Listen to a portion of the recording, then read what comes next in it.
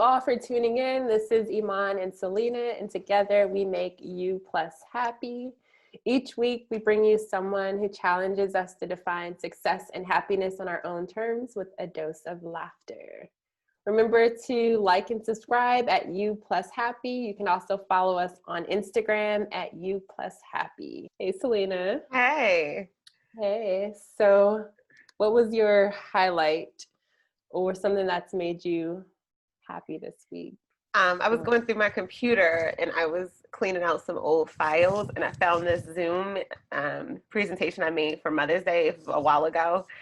And I just remembered that day on Zoom trying to get like 10 people over the age of 60 in a Zoom meeting is horrifying. They were like,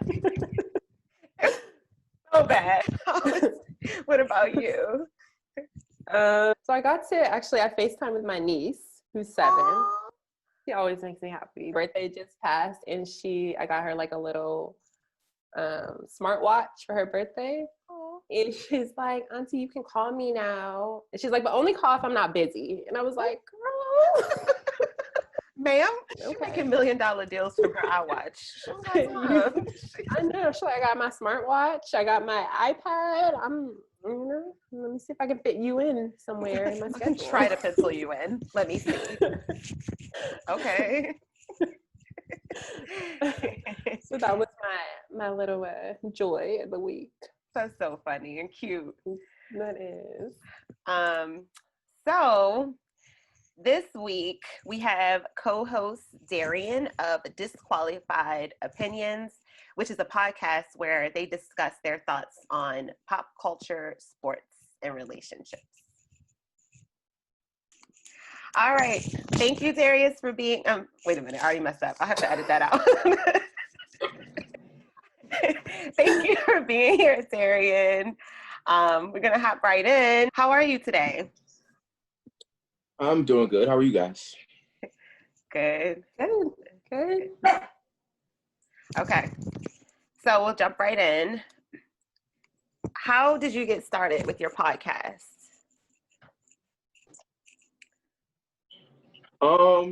So it started with a group of friends. We all went to the same high school, and I didn't know that's who each of them were. I only knew the person that was texting me. He said it was a couple other people that wanted to join. I didn't know I already knew them.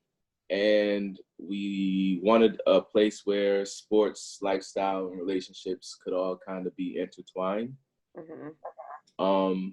So we kind of just made it up as we went along, and we came up with what is now Disqualified Opinions. Okay. So like before your podcast got started, were you guys already interested in those topics, or was it just kind of like you guys coming together? Well, me personally, I really didn't put too much thought behind it. It was never something I thought I would end up doing. The person that contacted me, his name is Byron. Him and the other person, Antoine, they were interested in doing something in the sports realm. And me and Byron went to the same college, and we did stuff for the television station when we were in college. So we kind of already had like on-camera chemistry. And it kind of just came together that way. And then the fourth person, Terrell, I guess he just kind of was talking to Antoine about just things that we can talk about, or he was already interested in that space as well. I just kind of was to me, I think I was the last person to join in, and then we just planned it out and started recording from there. Okay. I have a quick follow-up question. So were you at all intimidated or thought about, because everybody's like, oh, there's so many podcasts and like it being saturated. Did that ever come across your mind or like make you doubt it or? It definitely came across my mind. I'm not going to say I was intimidated though. Each podcast I see, it's not really for guys talking about just the various different things, because we do everything from relationships and marriage to music to sneaker releases to pop culture. So it's like we narrow it down depending on that specific episode, but I've never seen something with 4 guys that talks about that many different things. like in segments anyway. So I think that's what kind of separates us. And as far as it being saturated, it does feel like everybody does podcasts. But I mean, to those that rap, everybody drops mixtapes and has SoundClouds. So it's kind of, if you have something you feel like separates you, then go for it. That's a good point. Yeah, that's great advice. Do you feel like, because you mentioned that you knew the guys that did the podcast, do you feel like when you guys are talking, like the opinions are similar? Are you guys challenging each other because you kind of are in that same circle?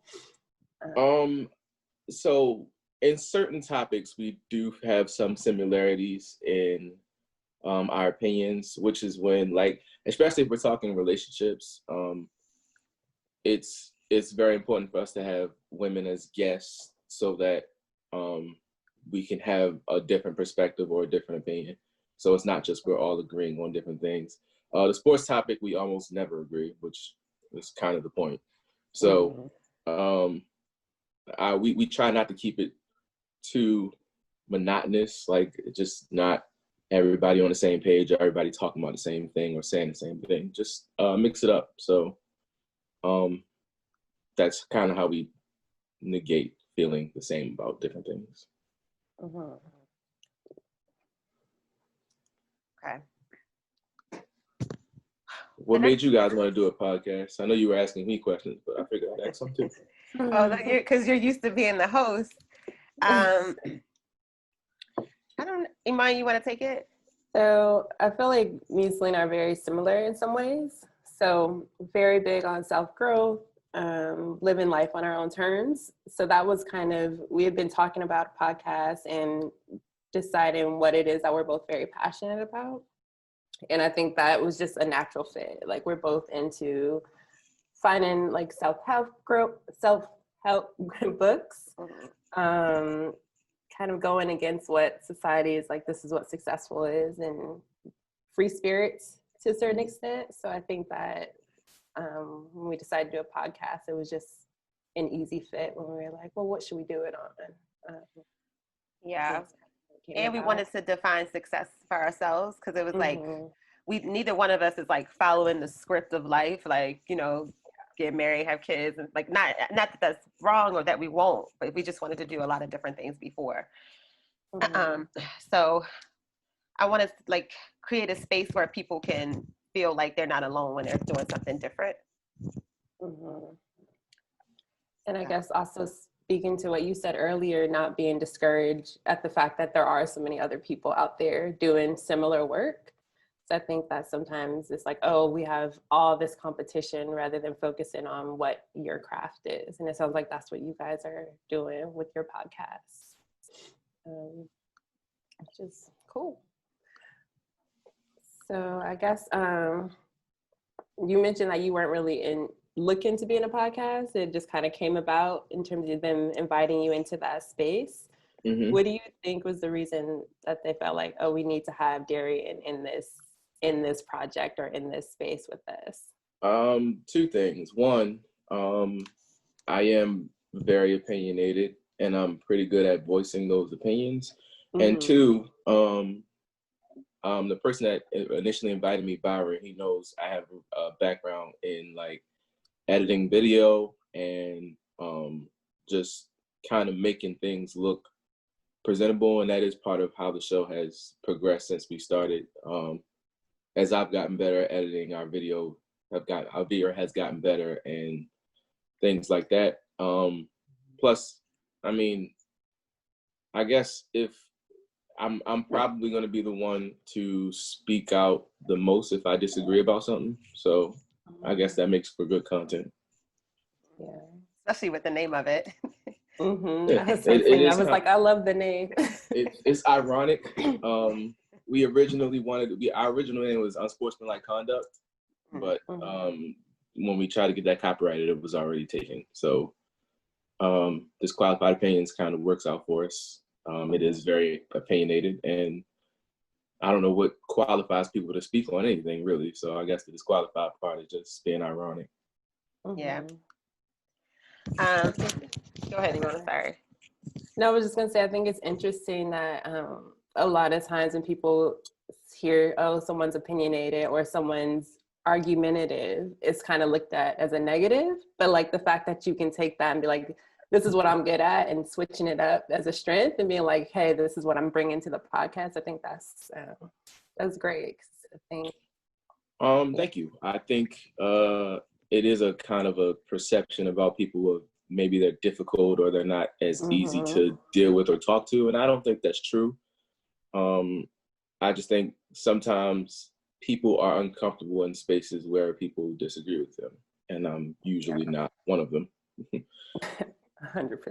That's cool. No, that's really a good point, Iman.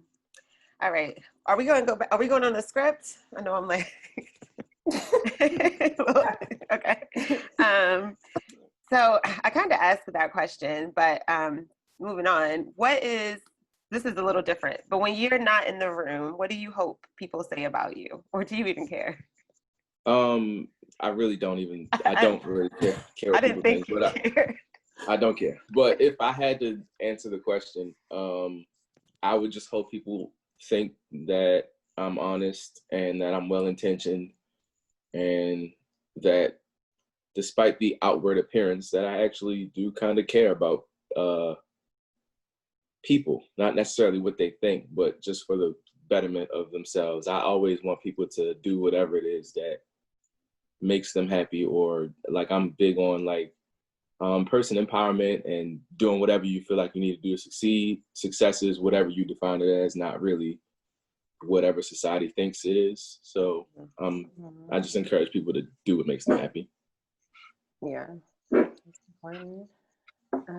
I guess one of the things is, it sounds like you're very comfortable in your own skin and just speaking your mind, regardless of what people think or say. Where do you feel like that came from? Was there someone in your life or someone that has kind of motivated you to, speak your mind, even if others don't agree? I don't think it came from any one particular person or thing. I just think that as I've grown into the person I'm becoming and the person that I am happiest if I am unapologetically myself.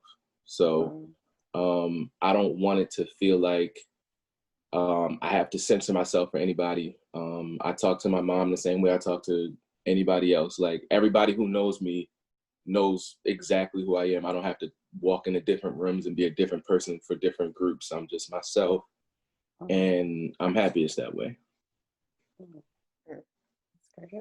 Yeah. So, am I stealing your question, Iman, if I ask, so you said like defining success for yourself. What is success for you? Like, how do you define it? In terms of the podcast, success for me is just growing a consistent and steady audience, no matter what number size the audience is. We do get feedback, and I appreciate all of that, positive or negative, whether I agree or not. I just like the engagement, the interaction. But success for me is just consistently improving the quality of what we put out. And I think since we've started, we've done that, and obviously we're gonna only get better from here. But that's success as far as the podcast is concerned. Success for me in life is just doing whatever it is that makes you happy. The reason why, like, I don't care about the audience or, people watch or not, is because I love what we talk about, and I love the environment. So, like, as long as that stays the same, then I'll just keep doing it. That's success to me. Yeah. That's great. Is there a piece of advice that you would give to someone who might want to like start a podcast or is a little bit hesitant to kind of step out and do something? Yeah, a couple things. Make sure you care about what you talk about. Make sure you stay consistent and have fun. Like, don't look like you hate what you're doing, even if it's something that you're not comfortable with. Like, I know everybody's not comfortable on camera, and it does take some getting used to. Just have fun with it. Like, if it's a one-person podcast, that can be a little bit more tricky. Usually with more human interaction, it comes a little bit more naturally. So if you're doing it by yourself, shout out to you, because I don't know if I'd be able to. But yeah, I wouldn't either. see, that's tough. But yeah, when you do it with people, I feel like human interaction is kind of what helps it feel natural. It doesn't feel like something that you're putting out for other people to see. Yeah, right. 100%. We've talked about that, and Selena and I just holding each other accountable on top of that. Because I'm like, if either one of us are trying to do this by ourselves, yeah, I probably would have stopped a long time ago. Yeah. See? So it's, yeah. And plus, I know you were saying before that you guys worked on this for like how long before you even release the podcast? So originally, with all the background planning, I think we were probably just talking and planning stuff out and figuring out how we would use it and what we would use. It probably was 6 months between like all four of us talking before we actually started recording. And then we've probably actually been putting out content for like close to a year now. And we record pretty much every single week, once a week. It's usually on Tuesdays, or if Tuesday's not available, it's Sunday. But we always find a day for all of us, and we kind of leave each other that holding each other accountable situation of, all right, well, you gotta make it work somehow, because we gotta continuously record to continuously put things out. But we've reached a good space with that now. And I think we're also lucky, and like not to take that for granted, that we have people who are holding us accountable, who are consistent, and who are really showing up. Because even with Iman, like we've been doing this a year, not the podcast, but just like you said, like the background stuff. And you had this 4 of y'all, and you had these people that stuck with it for 6 months before you even recorded anything. We cannot take that for granted, because I talk to so many people who try to start stuff with their friends or with people they know, and somebody just drops the ball, and then the whole thing kind of falls apart. Because like we were talking about with the accountability, I could want to do a podcast all day long, but if I'm not being held accountable, I ain't gonna do it. That's just the truth. I'm not gonna do it. I'm not gonna be consistent. And there's so much that goes into it behind the scenes after just the talking. Like that's the fun part. But then, you gotta, well, for us, like we have to book guests and do all the, like, we're gonna have to edit and do all that stuff. And so it's more that goes into it. And I know for me, if I was doing it by myself, I'd be like, that was fun. I'm good. That was fun. That was cute. Anyway. It can be a lot. It definitely can be a lot. Yeah. So I just that's one thing I did. And I usually don't think about listeners when we're doing these that much, because I want it to be like organic. But that's one thing I would want a listener to think about. Like, it's going to be parts of the fun, like parts of it that are not so fun. And you just got to take it. And hopefully the fun is outweighing it and it's worth it for you. But and then you may not even always feel like recording that day. Like, it's just, it'd be like that. That's a real thing. The truth. Yeah. So I just wanted to bring all that up. Just like, don't overthink it, but just remember there's going to be times where it's like, yeah. 100%. So you already like answered this, like with the advice and all that, but do you have like advice in life that you would want to share with the listeners? Like, what's the biggest or the biggest thing you've learned, like your biggest lesson? I guess it goes back to like being sure with who you are and confident about it. I think the biggest thing I can tell anybody in life is be yourself unapologetically. Like, don't let anyone's thoughts or opinions of you shape how you feel about yourself. Don't let societal norms or whatever people say you're supposed to do, like you were saying, like the whole life path thing. Just because you, like, America kind of raises people to believe you're supposed to get married, start a family, buy a house, or whatever that American dream thing is. Just do whatever makes you happy. Like, if that means living in an apartment in some slum somewhere, if that is your happiness, then do it. Like, I guess only you really know what makes you happy, and trying different things is another great way to find out. But once you find that space, just do whatever you can to stay in it, because it is beneficial. Yeah, that's great advice, for sure. Did you have anything else, Iman? No, I feel like you answered all the questions we had within your responses. So, Since it did go so quick, I know that you and me and Darrien, I was talking to you before, like one-on-one, and you were telling me that, and if you don't mind, if you don't want to share, it's fine. I can edit it out. I'd be editing. I don't. But you what? When you said, like, I don't know if it was the pandemic or what it was, but you said you felt like a sense of loneliness at the house when you were by yourself, Yeah. and you were telling me how you dealt with that. So yeah, I think it was more so when I first got the house, not really the pandemic as much. I think it was like a space where like you've reached this accomplishment, and like basically my whole life to that point, I'd always been chasing something. Finish school, get a degree, move out your mom's house, get your own house. It was always one thing after another that I was constantly chasing, and once there was nothing left to chase, I kind of felt empty. Like I felt like I didn't really have that same drive or purpose that got me here. So I think the thing that got me out of that is I read a lot about how the mind works. I did a lot of meditating, and I kind of just learned to understand that attaining different things or buying this or doing that isn't really the goal here. Like, yeah, I love my house and I love living alone. It's great, but that I shouldn't have been doing it just to notch off whatever the next goal in mind I had is. Now, I'm not saying don't set goals. Goals are good for me anyway, but I no longer base my sense of fulfillment on whatever goal that I have to accomplish or whatever I'm chasing. Just, I've learned to live in the presence of being happy instead of chasing it by goal chasing in that way. Yeah, I think that's so good, because I'm like, I've been very similar where I was like, I had my checklist, this, and this. And it's like, when you get it, it is that sense of like, all right, so now what? Right. So learning to enjoy that journey, like getting there, is super important. I'm still learning it, but I definitely have been there where I'm like, okay, so now what? Yeah, I think for me, I've always been a competitive person. So, and it's not even that I have to be competing against somebody. I could be competing against myself.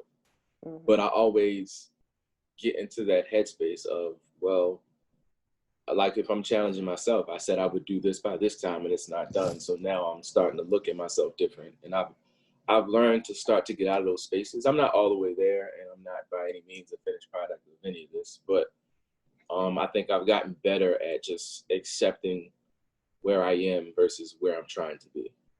Yeah. Ooh, I like that. It's gonna be one of our quotes.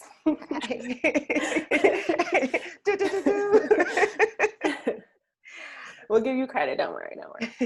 Or we might not. I don't know. We'll see. Wow. Plagiarism. We have integrity. We're just kidding. Just edit this part out, Selena. No. This was our quote, you guys. But so wait, real quick, with you said when you were meditating, I know people might hear that and be like, oh, it's so boring. They don't want to sit there.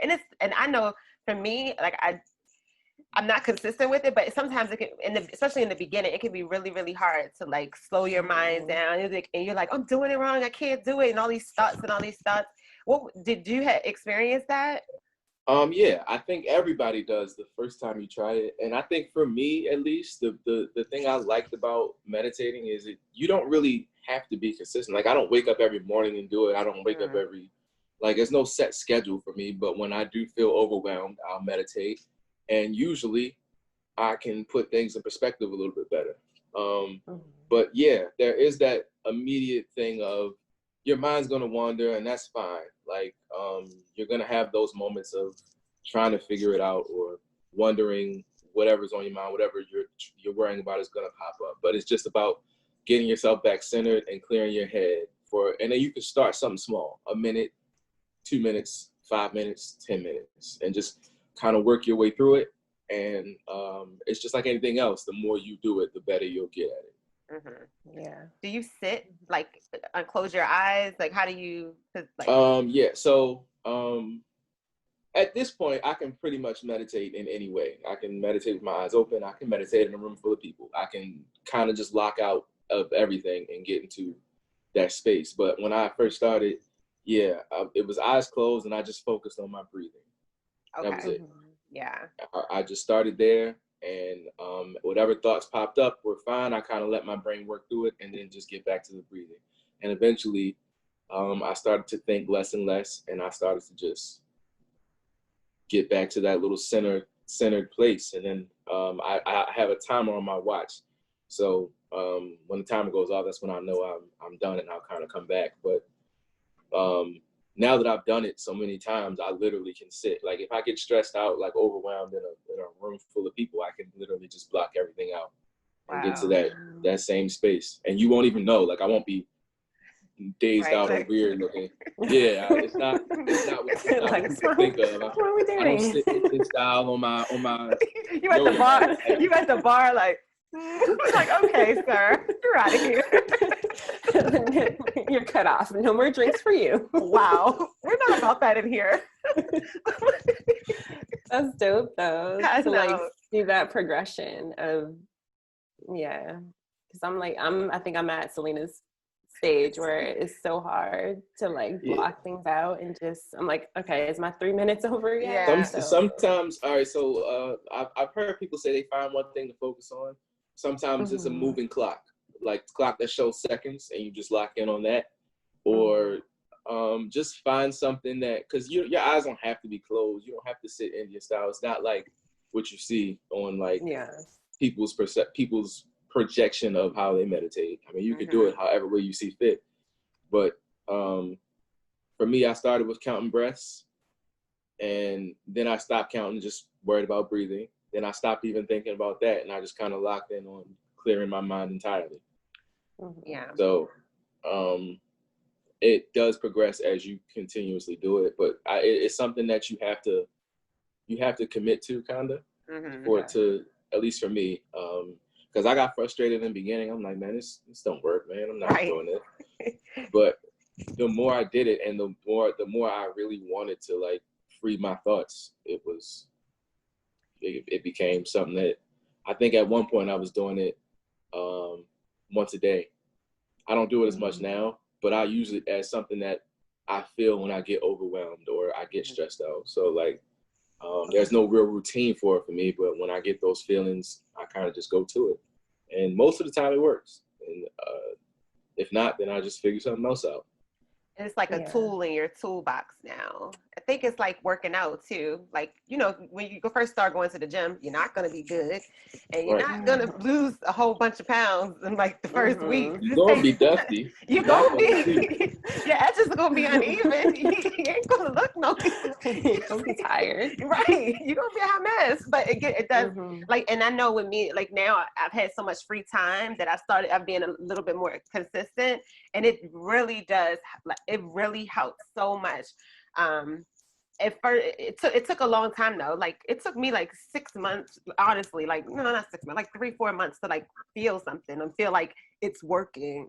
But it takes a. I just want to iterate like when you first start. The point is it's gonna be rough. Yeah, the gym is definitely a good comparison, because it's gonna be, the gym is something that challenges you physically, kind of like meditation challenges you mentally.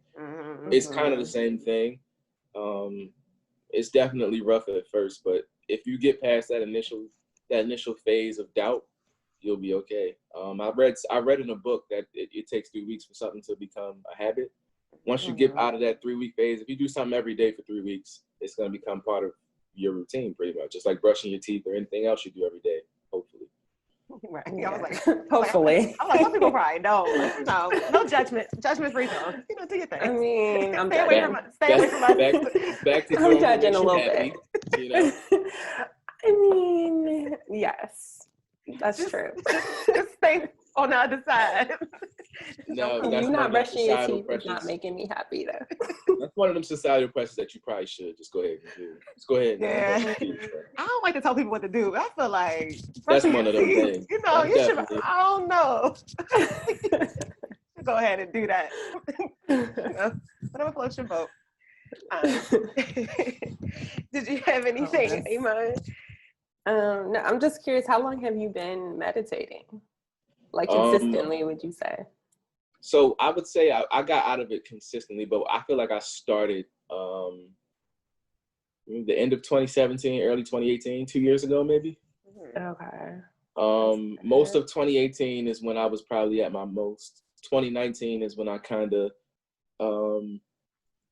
just started to do it on a as needed basis. And that's kind of where I still am now. And that's probably where I'll always be, unless for some reason it stops working for me. Have you has your body ever involuntarily moved while you were meditating? Involuntarily? I don't no, think it sounds. so. Does that happen to you? Yes, and I was scared. I was like, "Oh my god!" I mean, honestly, like that sounds like that's kind of dope. Like that's like you might have reached that. That's like next level.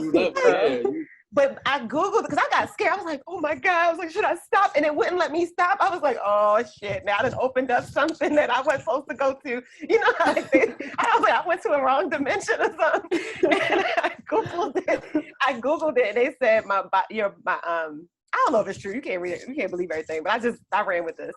It said that my body, since I was new, like it wasn't, it was off. My chakras were off.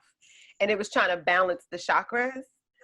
So I don't know if that. I'm not no expert. I mean, I guess when you lay down and you go to sleep, sometimes you get that little like involuntary body spasm. So I guess it's kind of the same thing.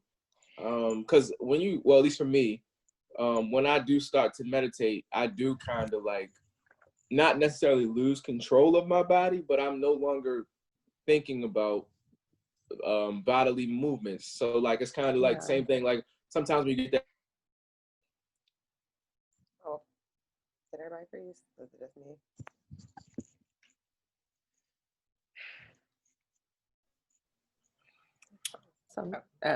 You're frozen for a minute.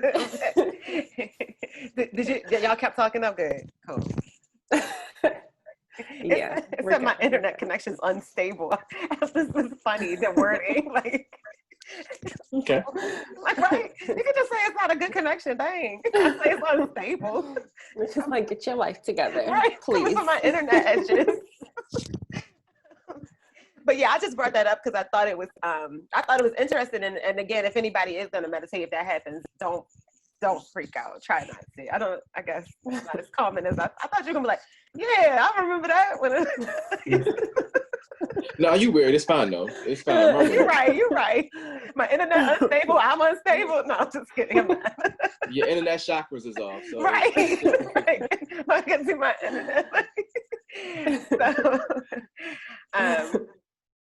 Well, is there anything? I want to keep talking to you because we have like 15 more minutes, but I don't have any more questions. He's like, you saw that big gulp. He's like, I'm done with y'all. I'm over it. Y'all unstable. Like, you want to keep talking. Listen, this is just me unwinding with wine. You blocked out an hour. You giving us an hour. That's it. I'll just start doing push-ups for these last 15 minutes. I told you 30 Party minutes. tricks. I told you 30 minutes to an hour. I was like, I'm getting my hour. No, because I think it's a compliment to you because not that it matters what I like, but I feel like the things that you're saying are helpful. And that's why if it was all bad, I'm like, oh, thank you. I'm Darius. Sherry. Thank you for coming on. Throw that podcast away. Throw that episode away. Delete it. So I think it is a compliment. I'll take it as such. Thank you. As you should. Is there anything else you guys want to say? I guess, and I keep coming back to the meditation part because I'm trying to incorporate that into my life and I'm not very patient when it comes to myself. I'm patient with kids, but like with myself, I'm not. And I'm not like, even patient with kids. Oh, really? I'm not patient with anything. It's terrible, okay. Actually. But I'm working on it. I'm a work in progress. That's what it's about, working on it. I just forgot my question now. It was about meditating. Was it about gaining patience and meditation? That's good. I feel like that's what I was going. I know what it was about. So you mentioned like when you're feeling stressed or like overwhelmed, you just go to that place. Mm-hmm. And I feel like sometimes like with me, I'll be stressed and not even realize that I'm stressed. Like something just feels off, but I'm like, oh, I don't recognize it as stress. Like, has it always been easy for you to be like, oh, like in this moment, I need something different? So I guess to your point, I didn't always recognize it as stress either. Okay. I always felt like you said, something's off, or just the feeling of not being in the right headspace and not really understanding why. Yeah. I'm not one that's easily stressed, at least not to me, in my opinion. So like when I get to those moments, I kind of like not even realize I'm doing it, but I kind of like suppress it. And now that just When's learning your myself, birthday? December Sorry. 23rd, December Okay. 23rd, Capricorn. Just learning about myself and learning those types of traits that are not necessarily helpful for my mental state. Once I realized, now I'm pretty good at like learning when I'm off, or if it's just something that happened to me that had me feeling this way, or is it something deeper than that? Yeah. So just getting out to those different levels of understanding who you are and what your triggers are and things like that. But I read books on like how the mind works and stuff like that. I think that's helped me along the way as well. And just learning about what my version of stress is, or whatever negative feeling that I want to either explore or move past.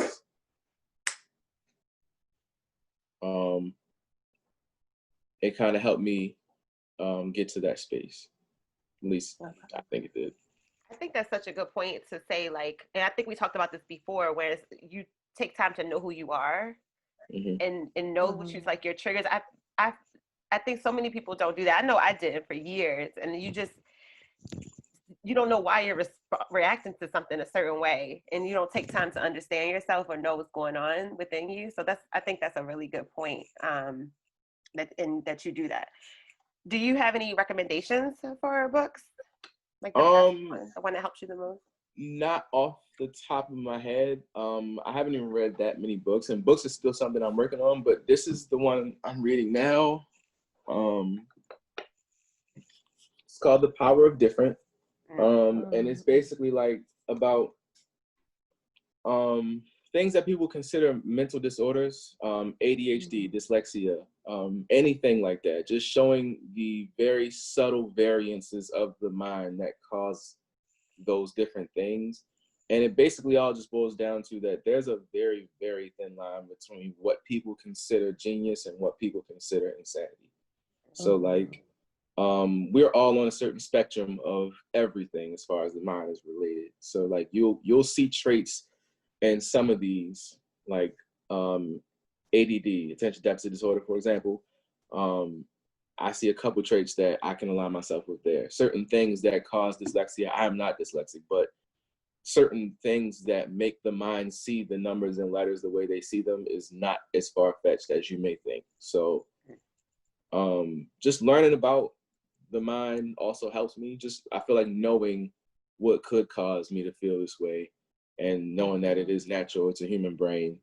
All the research that's been done over all these years kind of helps me get to a certain space. But just learning things about that, or maybe I like not even a book sometimes. Sometimes it's just an article.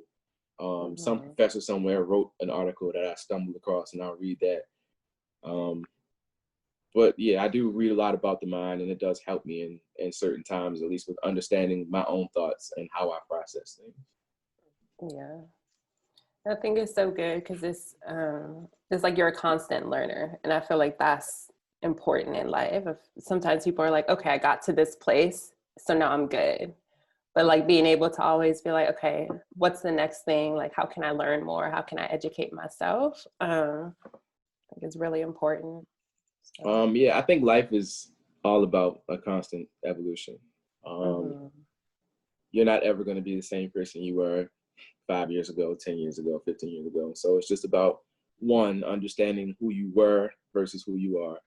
And two, hopefully evolving into something that is a better form. Like I just said, I'm terrible with my patience, but hopefully I can do different things to work on that, especially with kids or with animals or anything like that, to help kind of make me a little bit more willing to deal with things that test my patience. You've been patient with us. Yes. So thank you. and real quick, what you just said, I really love that who you were is not who you still are, because I feel like we can get stuck in a story. We're telling ourselves this story about who we are, and we try to keep in alignment with that, and we're not like moving along with our evolution and evolving. That's what, so I feel like that's a really, really good point that you made. Thank you.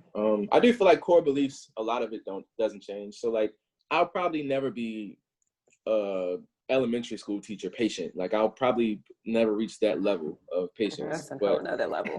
Yeah, but I just feel like if I could like, get from this to maybe high school teacher patience, then cool. Like just getting to a certain place that's just better than I used to be. Like that's all I'm really trying to do. And anything, the podcast, personal development, anything. But I feel like I'm happier now than I was, for example, 5 years ago, because I understand who I am now more than I understood myself 5 years ago. And I understand triggers. I understand not trying to please people and just doing whatever the hell I want, really. Like whatever it is that brings me joy in that moment, go for it. It sounds like that thing was like fall in love with yourself first. Like, not that you're like, I'm in love with myself, but like you have a good relationship with yourself.